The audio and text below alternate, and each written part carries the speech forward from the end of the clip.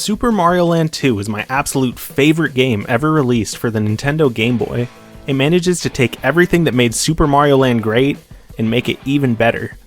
Today, I'm going to take a quick look at some of the reasons why I love Super Mario Land 2.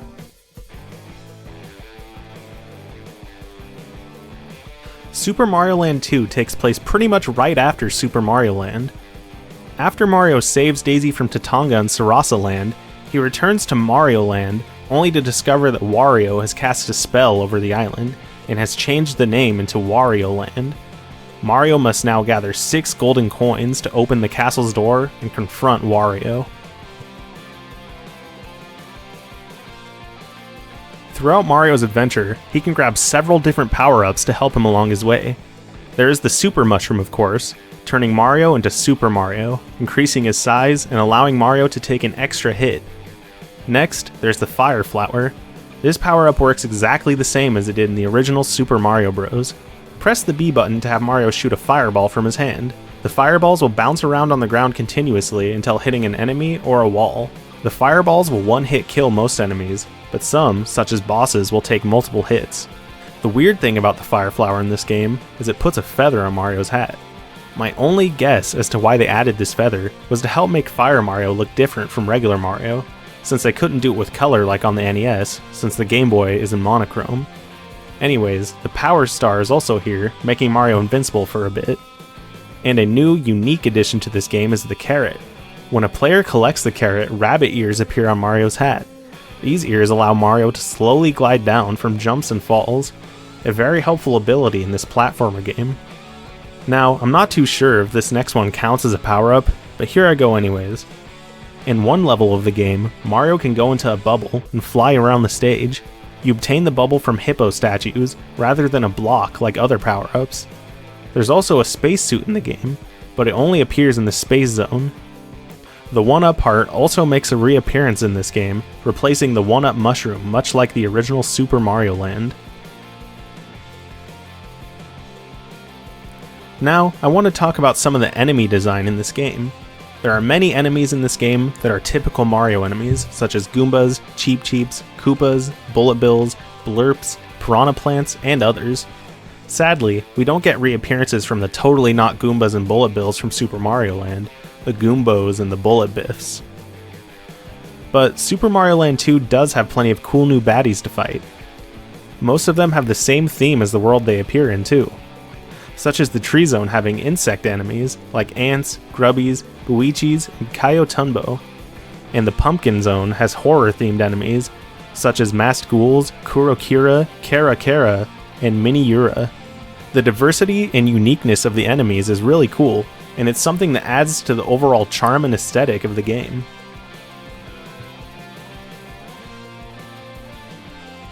Moving on to the zones/worlds and bosses in Mario Land 2. There are 6 worlds with over 30 levels in total to conquer this time around, making the game much longer than the first Super Mario Land. The first world is the Tree Zone. In the Tree Zone, Mario will climb up to the top of a huge tree, with each level taking him higher. Most of the enemies here are based off insects, and the boss is a bird at the top of the tree. The bird will try to attack Mario by swooping down at him. All you have to do to beat him is jump up on his head when he swoops down to attack. Do this 3 times and Big Bird is down for the count. Next up is Space Zone. In this zone, Mario wears the spacesuit I talked about earlier, and to my surprise, the boss of the Space Zone is Tatanga. If you don't remember who Tatanga is, he was the main antagonist of the first Super Mario Land. This time around, Mario doesn't have his own aircraft, so he must take down Tatanga while on foot. Tatanga shoots crescents out of the front of his spacecraft, and he shoots orbs from the bottom. Every now and then, he will swoop down at Mario, much like the previous boss Big Bird. Just jump up on Tatanga's head 3 times and the battle is done. The next world is the Macro Zone. Here, Mario is making his way through a giant house. The boss of this zone is Sewer Rat. The room you fight Sewer Rat in has 3 pipes on the wall. Since Sewer Rat has the ability to climb walls, he can run up to the pipes and warp to a different one. He can also climb up to the roof and try to dive bomb down onto Mario. Again, to beat him, all you have to do is just jump on him 3 times. Next up is the Pumpkin Zone. As I stated earlier, this is a horror/Halloween themed map. The boss here is a witch. The room that you fight the witch in has 3 cauldrons in it. The witch will shoot fire at the cauldrons, which will make them boil, causing their tops to shoot off. She can also teleport from the left side to the right side of the screen. Just jump on her head thrice to beat her. Now Mario makes his way to the Mario Zone. It's a gigantic, robotic statue of Mario. The enemies here are mostly toy-based, such as bears, resembling teddy bears, and literal jack-in-the-boxes that will pop out of question blocks. The boss here is the 3 little pig heads. The first pig that Mario has to fight comes out of the straw house. He just rolls back and forth, getting faster each time Mario jumps on his head.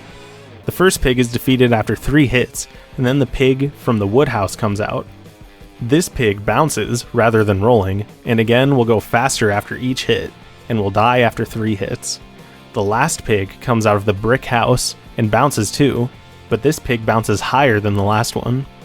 Same thing happens again, gets faster after each hit, and dies after 3 hits.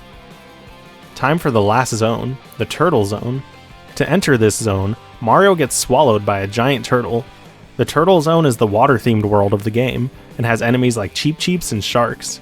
The boss is an octopus who is waiting for Mario inside of a whale for some reason. He has the ability to drop little octopi that will swim at Mario. Again, just jump on his head 3 times and he's finished. After Mario has conquered all 6 zones, the 6 golden coins will unlock the castle gate. This opens up the final level of the game. Make your way through the castle to come face to face with the garlic-loving Wario. Wario will run back and forth, occasionally jumping to drop some sort of potion on Mario's head.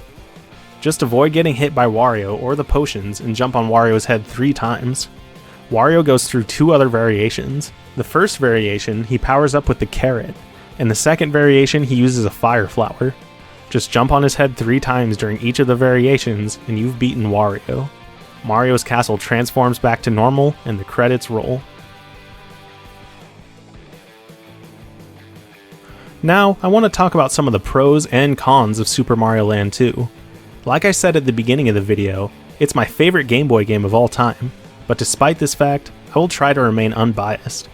Starting off with the pros of the game, control. The controls in Super Mario Land 2 are solid, much like most other Mario games. Mario retains some momentum when he stops moving, and you can control what direction he goes in mid-air. The controls just have a classic Super Mario feel to them. The next thing I love is the music. While I don't think it's as good of a soundtrack as the first Super Mario Land, the tracks are still memorable, and I will find myself humming along occasionally. The music fits the areas it's played in, and it just adds to the already wonderful atmosphere of the game. Next pro is the enemies. As I stated earlier, I love how the enemies are themed to the zones that they're found in. Again, this is something that adds to the atmosphere of the game. It just helps each zone feel special. The final pro I want to talk about is its portability. Now I know this may seem obvious, since it's a Game Boy game after all, but imagine it's the year 1992. Taking a game this big with you, with graphics and gameplay that are pretty comparable to the Super Nintendo's Super Mario World, it's pretty amazing to think about how only around 4 years prior to Super Mario Land 2's release, Super Mario Land's graphics were pretty blocky.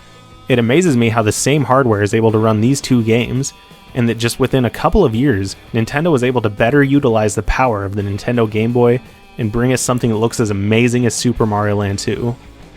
Now I want to talk about some of the game's flaws. While I can't think of many, there are a couple of things that have always bothered me about this game. I'm not too sure how to describe this, but the gameplay feels slightly more sluggish and floaty than the previous Super Mario Land. Super Mario Land was able to almost perfectly replicate Super Mario Bros. Feel, but Super Mario Land 2 just didn't nail it.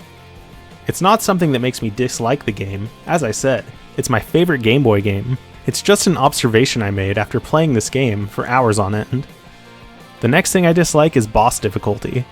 I feel that some of the bosses are too easy.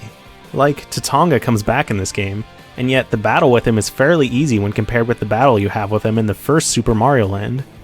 And I know, last time he was a final boss, but they could have at least made his boss fight more interesting this time around.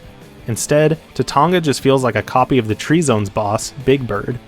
Those 2 things are the only negatives I can personally think of, and neither of them are super big complaints, just mild annoyances. and I definitely don't feel that these two reasons are any reason to avoid playing this game.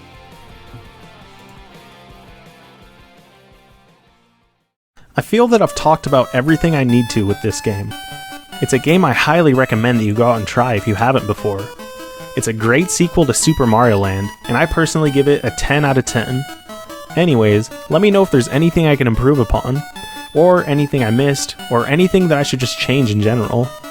This has been Astral Antonio. Stay tuned for next time. Thanks.